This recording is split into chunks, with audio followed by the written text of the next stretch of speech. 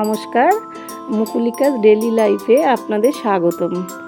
আজ আমি বানিয়ে দেখাবো ভেজ বিরিয়ানি পনির দিয়ে। প্রথমে পনিরটাকে আদা বাটা, গরম মশলা, জিরের গুঁড়ো, লঙ্কা গুঁড়ো, হলুদ দেবো না, দিয়ে টক দই দিয়ে মেখে নিলাম। তারপরে আলু ছোট ছোট করে কেটে ধুয়ে রেখে দিয়েছি।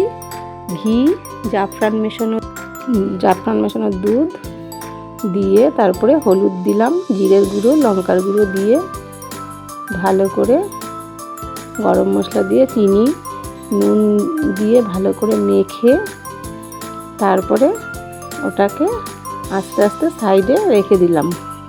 এবার আলু কিছুটা ভেজে নিয়ে তারপরে পনিরের টুকরোগুলো ওর মধ্যে দিয়ে একটু জল দিয়ে ভালো করে নাড়াচাড়া করে রেখে ভাতটাকে করে নিয়েছিলাম আগেই।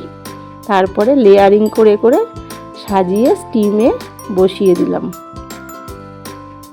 আপনারা এটা ঠাকুরের পুজোতেও ব্যবহার করতে পারেন, আবার নিরামিষ কোনো অনুষ্ঠানে ব্যবহার করতে পারেন। আমার মা যেহেতু নিরামিষ খায়, ওই জন্য আমি এটা করেছি।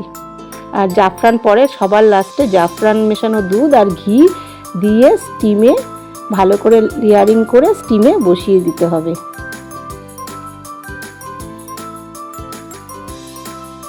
স্টিমে দিয়ে গরম মশলা, বিরিয়ানি মশলা দিয়ে স্টিমে 5 থেকে 7 মিনিট রেখে ভালো করে ঢেকে 5 থেকে 7 মিনিট রেখে চুলাটা বন্ধ করে দেবেন। এটা খেয়ে বাড়িতে বানিয়ে দেখবেন এবং খাবেন, খুব ভালো লাগবে। এরকম রেসিপি পেতে আমার চ্যানেলটিকে সাবস্ক্রাইব করে দেবেন। আর এরপরে দেখা হচ্ছে আবার পরের ভিডিওতে।